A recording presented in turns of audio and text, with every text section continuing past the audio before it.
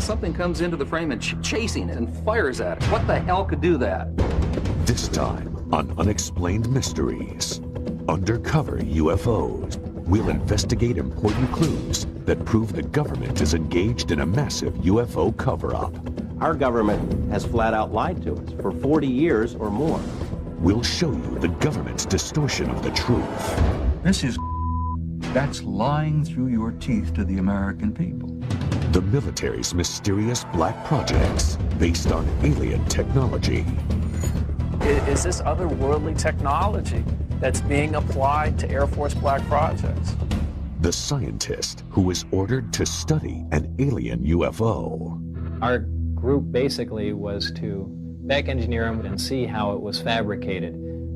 And try and duplicate some of that technology with earthly materials. The military cover-up of a dangerous UFO threat to our nuclear air bases. Whatever this was flying around could just penetrate all these defenses at will.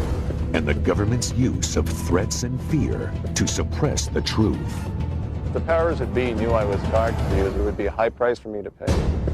You'll find out why the government is reluctant to admit the possible existence of life on other planets.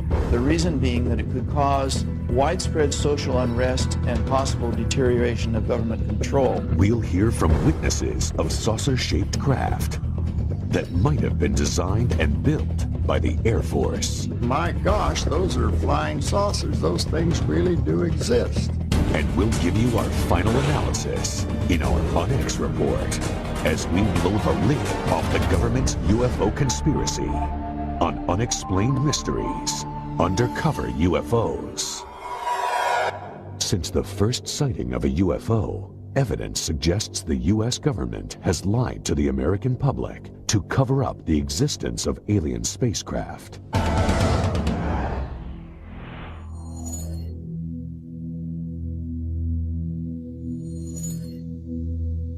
Our government has flat out lied to us for 40 years or more. They've threatened people and intimidated people. They've spied on UFO groups, infiltrated UFO groups, spied on researchers, compiled dossiers. Their response is bordered on paranoia. The CIA says that it does not collect information on UFOs, and it hasn't since the 50s. There are reams of documents squeezed out of the CIA that indicate that they have on staff CIA UFO experts, agency personnel monitoring the situation on an ongoing basis. They lie. The Air Force studied UFOs closely. A squadron of pilots had a unique mission: find and photograph UFOs. Pilot Guy Kirkwood witnessed an amazing scene: 16 unidentified objects 2 miles away. They broke rank and just started moving all over. They were below us, they were above us, they were out in front of us, and accelerating, literally at lightning speed. And a dot in the distance, maybe several miles away from you at that point, maybe a pencil point, all of a sudden closing on you at the rate of several thousand miles an hour, and a 36-foot object, which is basically almost the same size as our aircraft, with a 36-foot wingspan. But all of a sudden this thing is just closing on you faster than you're able to think. The Air Force suddenly terminated the UFO search squadrons. Years later, Kirkwood started talking about what he saw, and 2 government agents accosted him. And they said, well, the government doesn't like the information being released, and to continue could be detrimental to your health. UFO experts maintain that the U.S. government conducts research at a top-secret base in Nevada, known as Area 51. An aerospace engineer who worked there could not believe what he saw. Got out of the bus, I was told to walk directly through the hangar, and immediately, even before entering the hangar, you can see the edge of a disc. This is your classic flying saucer, 2 inverted pie plates, if you wish, with a segmented larger area dome on top. Within minutes of that, I finally realized that this had nothing to do with something the government was producing, and that was quite shocking because everything inside was small. This is a full-size craft, 30, 35 feet in diameter, maybe 40. But you're looking at seats that are, 18 inches off the ground, obviously made, for something smaller. And certainly wasn't made for children to play in. The U.S. government denies working on alien spacecraft. They also deny that Robert Lazar ever worked for them. Records of Lazar's employment have vanished. But two important items of information offer solid proof.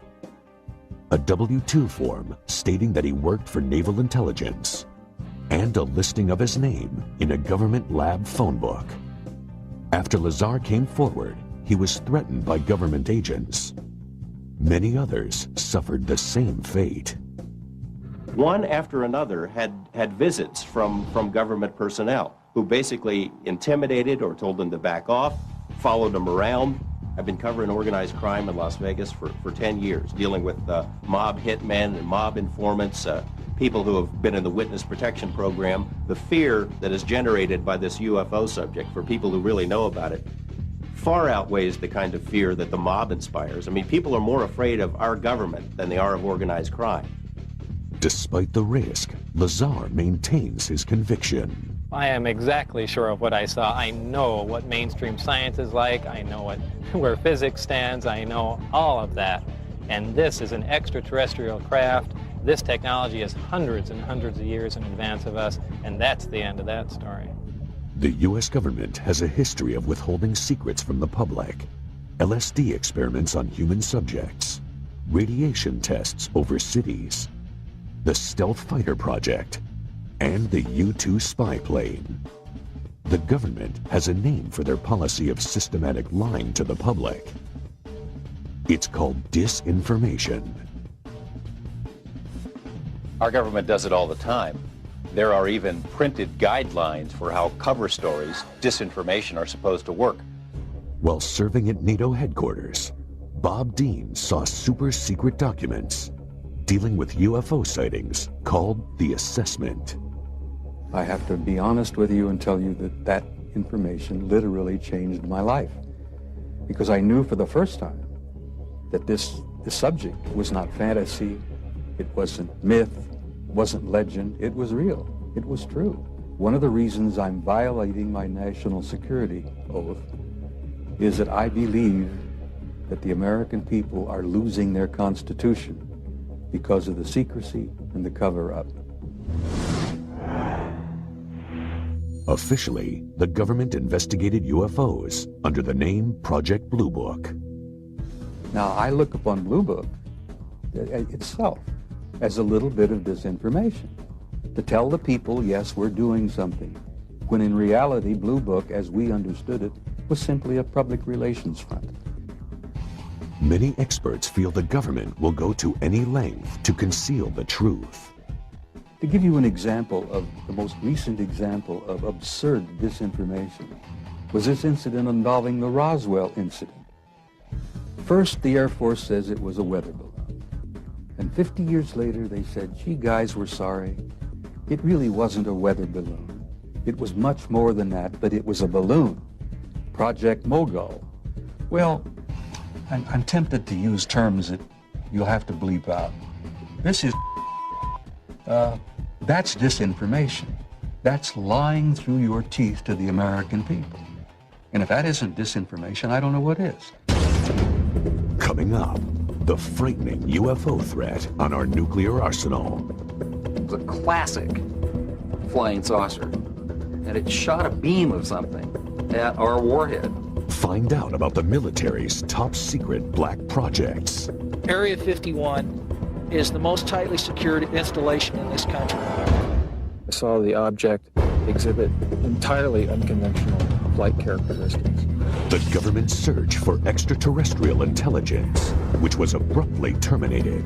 The government would never make that leap of faith that the public would be able to handle the fact that we are receiving intelligence signals from somewhere else. Eyewitnesses who saw UFOs parked on an airbase. Hey, my interest perked up instantly when I began to see literally hundreds of photographs of all types of quote-unquote flying saucers. and the government conspiracy to crush the truth about UFOs. I don't think the military has any credibility with the public in terms of its denials of this program or that program. And we'll give you our ultimate account with our UNX report. Stay tuned for more on Unexplained Mysteries.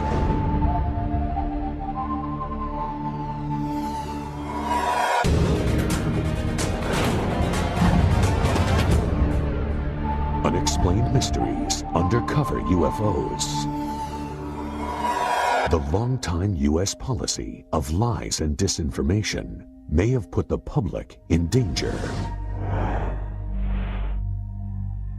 Security at several U.S. nuclear missile bases was breached when eyewitnesses reported bright lights just 200 feet from the missile silos.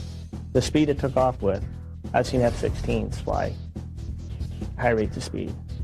And this was here and gone from a dead still hover. Wordsmith Air Force Base, Oscoda, Michigan. Shuttered now, it was an important part of Strategic Air Command's Northern Tier Nuclear Bomber Retaliation Force. An alarm sounded when several unidentified objects showed up on radar, and they were headed straight for the airbase. Stop Rock with an expedite scramble. Authentication time is 1906. Scramble. Roger that. As UFOs flew towards the nuclear weapons storage areas, jets tried to intercept them. But by the time the pilots got there, they were gone. There were at least a dozen U.S. and Canadian military bases that were overflown during a 3-week period.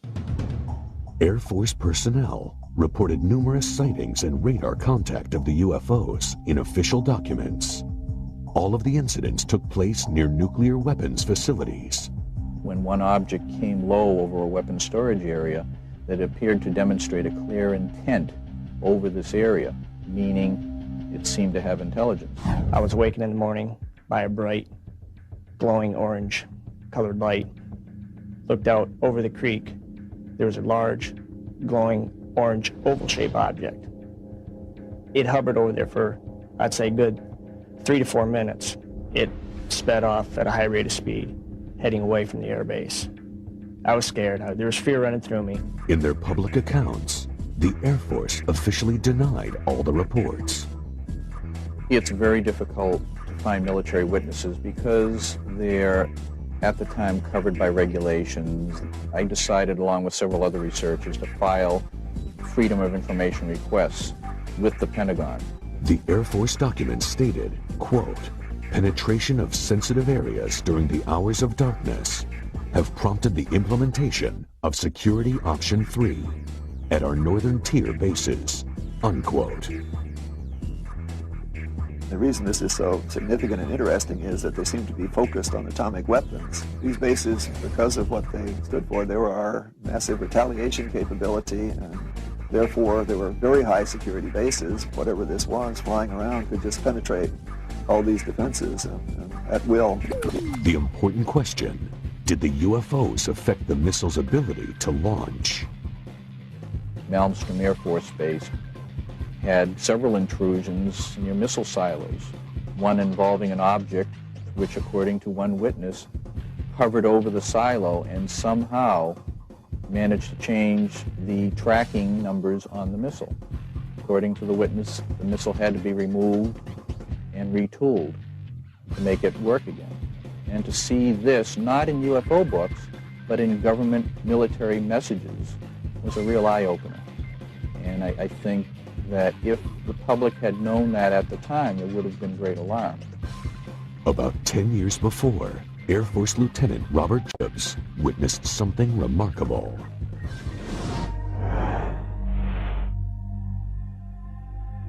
Hair's going up on the back of my neck right now thinking about it, just remembering that day. I saw something that was so strange that it changed my life. Jacobs was in charge of a special unit that filmed Minuteman and Atlas missiles during launch tests from Vandenberg Air Force Base in California. So my job was to provide photographic documentation from 30 or 40 different camera positions for each launch. We walked onto the missile and we saw all 3 stages of powered flight. The camera followed the missile through its successful flight. Now, what we didn't know is what else we had got besides the missile. Soon after, Project Director Lorenz Mansman called Jacobs into his office. There were two guys in gray suits in there, civilian clothes. They were not in the Air Force. They were from somewhere else. They never identified themselves. They could have been CIA, OSI, OSS. All four of the men watched the film of the missile flight. The nose cone spread out. The warhead was quite plainly visible. Something flew into the frame. What I saw was a circular object. It was a classic flying saucer. And it shot a beam of something at our warhead. You have to imagine this thing is flying along at several thousand miles an hour. This stuff is flying along, and something comes into the frame and chasing it. And comes in like this and fires at it, and goes around like this and fires at it, and goes around like this and fires at it, and fires at it like this, and then goes back out that way. What the hell could do that? Suddenly, Jacobs was in the hot seat. And he said, "What was that?" And I said, "It looks to me like we got a UFO." And he said, "You are never to say that again. As far as you're concerned, Lieutenant Jacobs, this never happened." And I was sworn to silence, reminded of the severity of a security breach, and told to leave the room.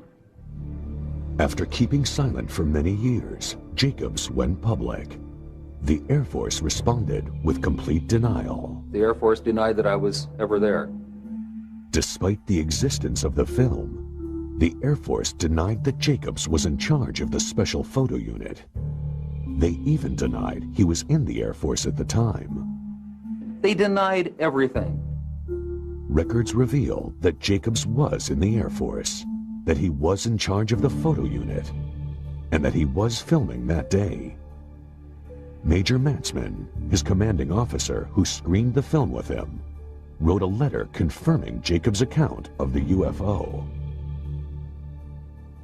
The Air Force is probably not going to like this film, but there's nothing they can do about it. It exists. It documents the telescope, the people who were there, including me.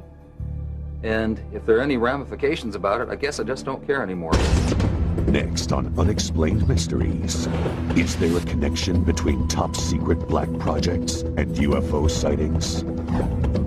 Certainly some of these things are going to look very strange. They're very unlike aircraft with which people are familiar. Is the military using alien technology in its black projects? I think the technology at Area 51 originally came from somewhere else. And what happens to people who want to get close to Area 51? I think that could be the biggest and perhaps the last mistake they are going to make in their life. We'll show you why NASA terminated its own probe that was getting information to life on Mars. They said that NASA or the government might want to consider keeping the information from the public. And the government abruptly stopped its search for extraterrestrial life. For certain people, that's not something that they want to either believe in or allow anybody to know that they believe in. We'll expose what the government does to military officers who report UFOs. I got letters from high-ranking officers that they had no record of such an aircraft ever existing. And we'll sum up the UFO conspiracy in our UNX report. There's much more to come on Unexplained Mysteries. Undercover UFOs. Black projects. That's the name for secret military development efforts. Certainly some of these things are going to look very strange. They're very unlike aircraft with which people are familiar. There seems to be a connection between black projects and UFO sightings. Well, certainly the history of the flying saucer phenomena suggests that in the past, classified programs resulted in a lot of reports of flying saucers.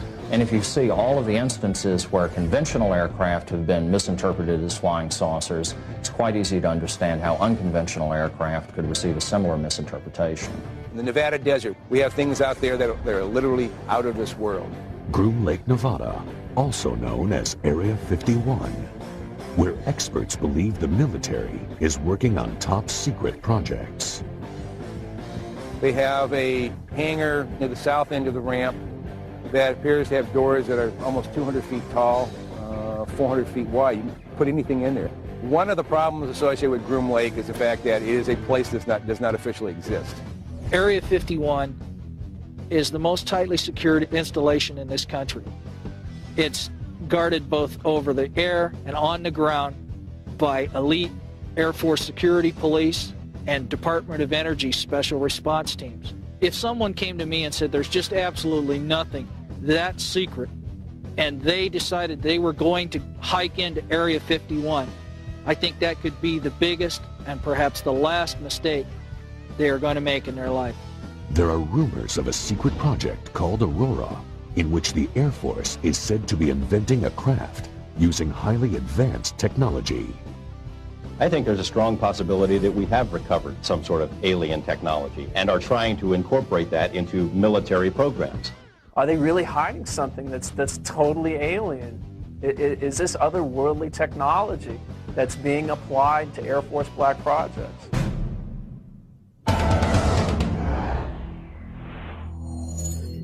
Sonic booms have been reported in Los Angeles, evidence of high-speed, unidentified craft.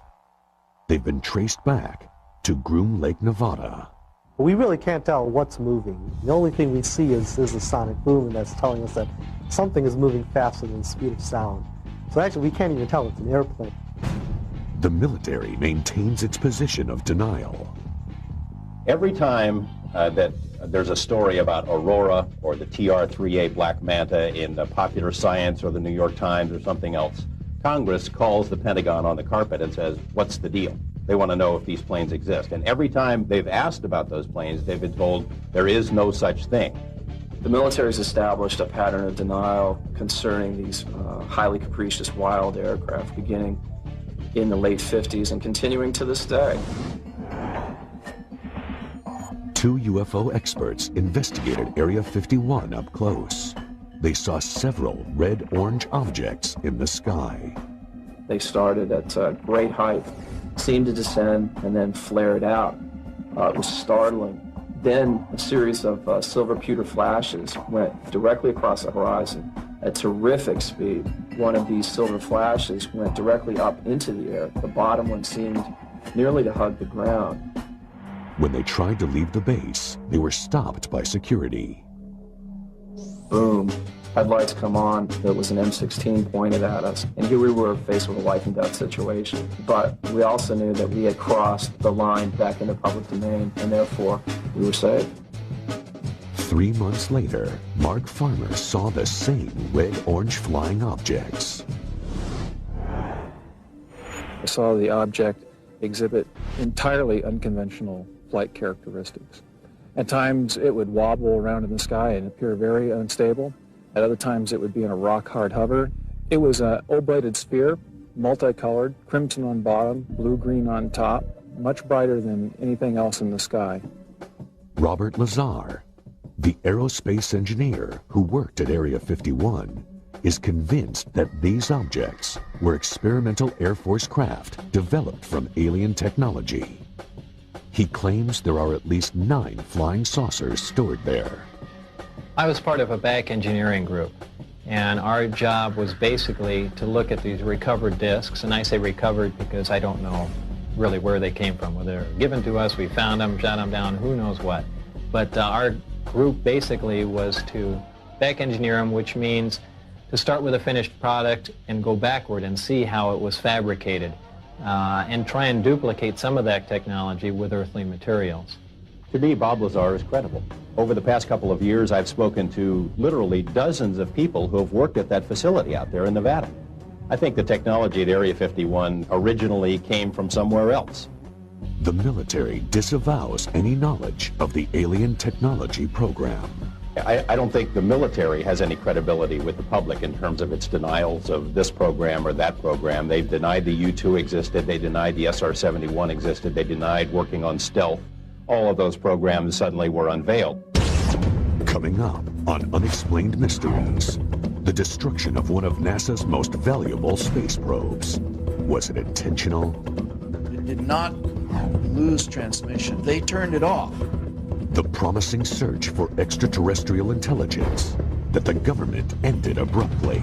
If our government knew that we got signal from outer space, they'd clamp a lid on it. The mysterious UFO sightings on the ground at MacDill Air Force Base. It was nearly 100 feet across.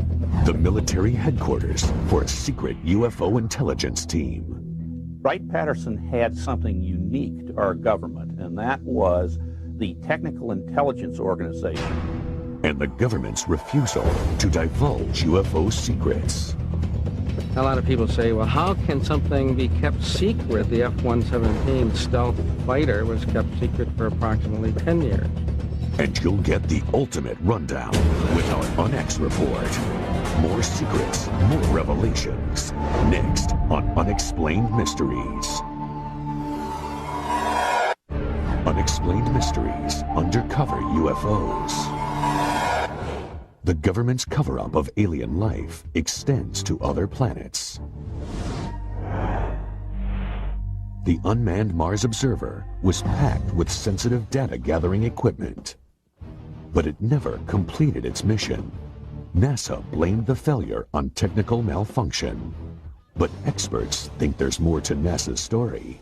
It starts with a strange area on the red planet known as Cydonia. It's quite possible that NASA knows more about anomalous structures on Mars, possible extraterrestrials, even structures on our moon that they're not telling us about. There is sufficient evidence to indicate that some of the objects on Mars may possibly be artificial.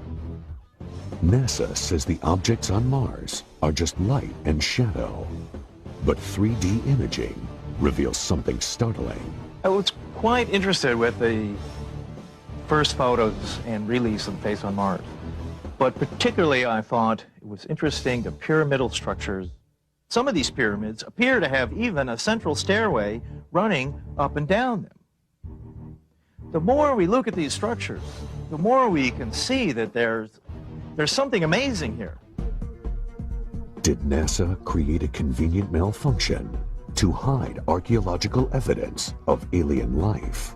If some people want to go far beyond the edge of what's accepted in terms of imagery, see patterns on the rocks of Mars or on the moon or in the rings of Saturn, my view to that is mazel tov. Go ahead, do it. Try it out, make the proposals. These objects, if you measure carefully from the tops of the 5 that surround this city square point, you find an almost perfectly symmetrical pentagon. The Brookings Institution prepared a report for NASA. It contains a shocking recommendation. There is a section on what might occur if evidence of extraterrestrial existence was found on other planets. They said that NASA or the government might want to consider keeping the information from the public.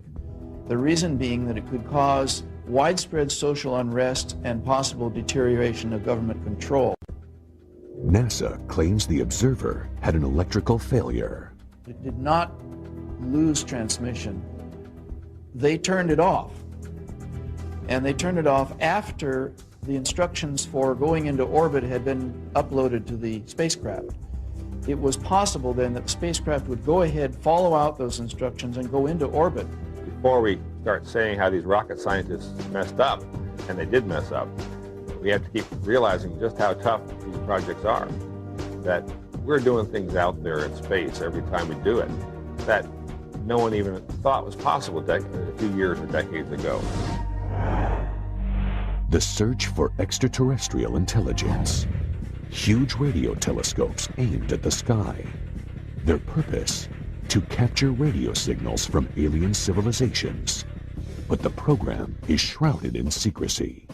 I think if our government knew that we got signals, a dedicated signal from outer space somewhere, they'd clamp a lid on it. Our source, a space program engineer, knows the risks. If the powers that be knew I was talking to you, there would be a high price for me to pay. After years of denying the existence of UFOs, the government abruptly decides to spend millions on searching for aliens. But there's a catch. It's very hard to believe that the government would allow something this extraordinary be released to the general public without scrutiny and censorship. In the Mojave Desert, the government set up Goldstone Station on a military base. It's RF quiet, which means there's not a lot of background noise when they're looking for signals. It's really ideal for this type of search. Soon after coming online, the telescopes picked up signals called hits. There were hits that were taken seriously. There were 3-4 hits, to my knowledge, that were strong, and it could potentially be a signal from an extraterrestrial intelligence. Then, the government suddenly shut down the program. It was a cheap shot for the budget posers, for the so-called deficit hawks. It's always easier to make fun of something that you or enough of your constituents don't understand. But some experts take issue with that explanation. If they embrace the concept of looking for alien signals, they also have to acknowledge the fact that the alien signals are coming from an extraterrestrial intelligence somewhere. And for certain people, that's not something that they want to either believe in or allow anybody to know that they believe in. Some people believe the National Security Agency killed SETI because it feared the public would panic. Their history and action in the past is a good warning of what they would do if something like this happened. SETI was resurrected by several major corporations and renamed Project Phoenix. But the government maintained a strong, though unpublicized, presence.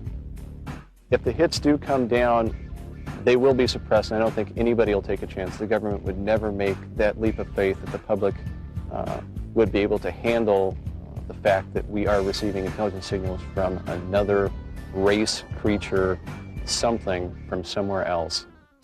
Next on Unexplained Mysteries, the Air Force officer who saw a number of UFOs. My gosh, those are flying saucers. Those things really do exist. Or were they experimental military planes? A lot of people say they're from deep space, but they could just as easily be from this world.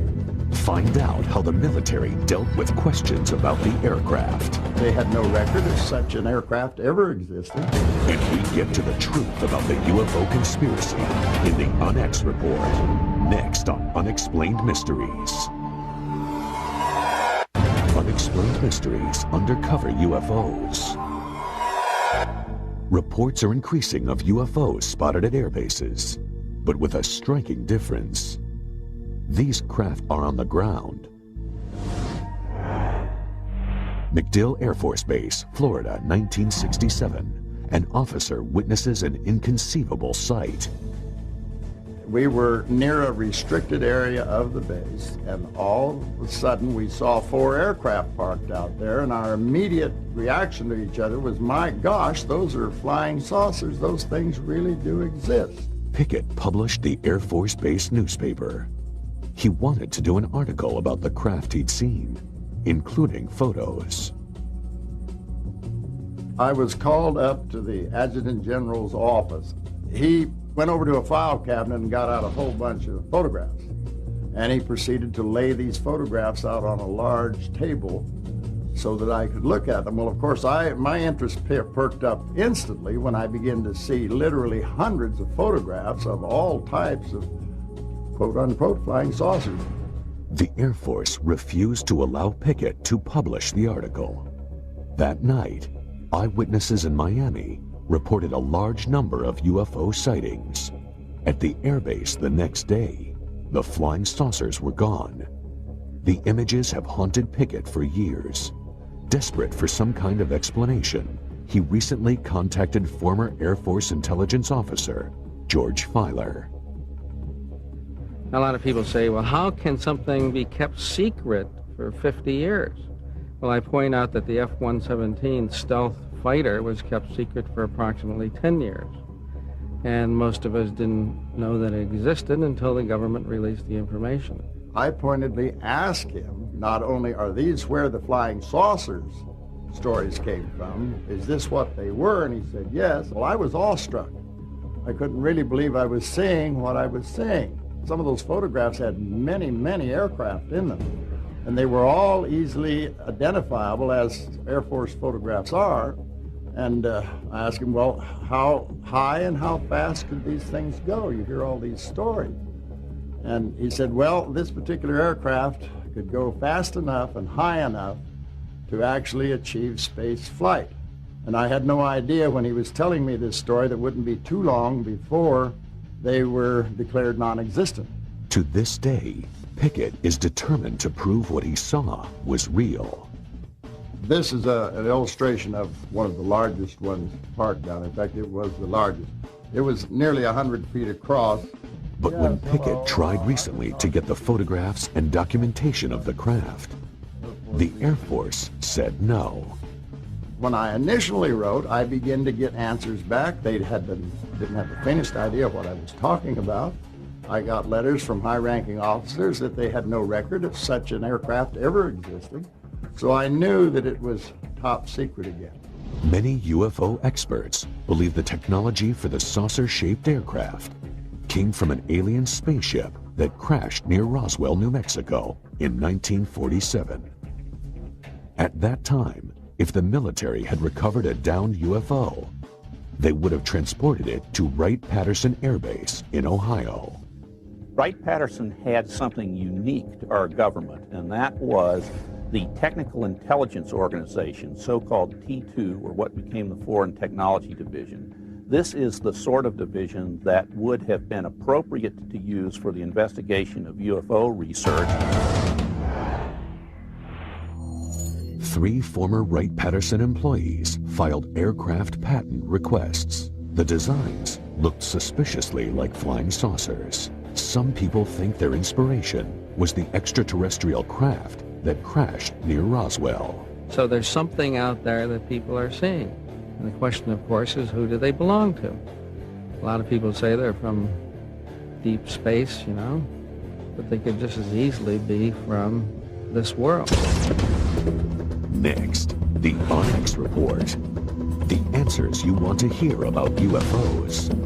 Are they alien spacecraft, military aircraft, or advanced Air Force vehicles based on harvested alien technology? You'll hear the final word on the possible UFO threat and military cover-up. And we'll take one last look at the military's intimidation of innocent UFO eyewitnesses. We'll wrap it all up for you with our Onyx Report when Unexplained Mysteries returns.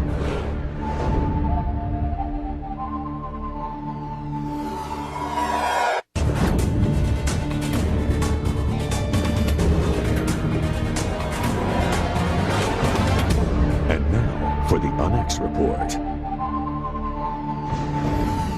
Experts believe the U.S. government is conducting a massive conspiracy to keep evidence about UFOs and aliens from the public.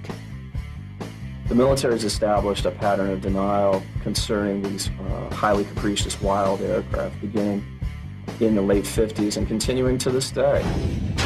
Thousands of witnesses have reported seeing unknown flying craft with similar details. A 36-foot object, which is basically almost the same size as our aircraft, a 36-foot wingspan. This is a full-size craft, 30, 35 feet in diameter. This is your classic flying saucer. And something comes into the frame and chasing it. And comes in like this and fires at it, and goes around like this and fires at it, and goes around like this and fires at it, and fires at it like this, and then goes back out that way. What the hell could do that? The government UFO conspiracy begins with denial. And he said, "What was that?" And I said, "It looks to me like we got a UFO." And he said, "You are never to say that again. As far as you're concerned, Lieutenant Jacobs, this never happened." The government even has a word for its systematic pattern of lies: disinformation. Our government does it all the time. There are even printed guidelines for how cover stories, disinformation, are supposed to work. This is, that's disinformation. That's lying through your teeth to the American people. The conspiracy uses threats and intimidation, even targeting military personnel. If the powers that be knew I was talking to you, there would be a high price for me to pay. They've threatened people and intimidated people. They've spied on UFO groups, infiltrated UFO groups, spied on researchers, compiled dossiers. Their responses bordered on paranoia.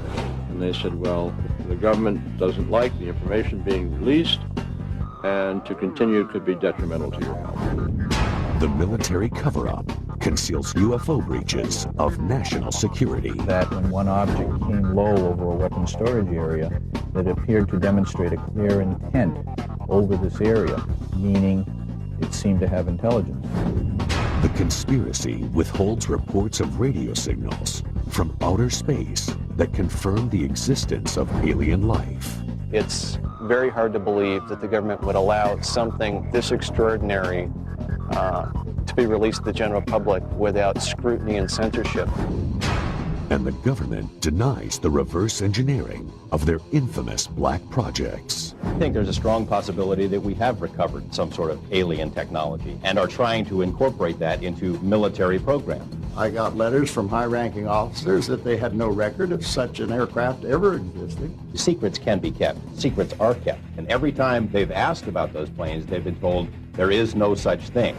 Why does our government hide information on extraterrestrial life from us? The reason being that it could cause widespread social unrest and possible deterioration of government control. How do you prove a government cover-up when their tools are denial and disinformation? Only facts made public will verify the conspiracy.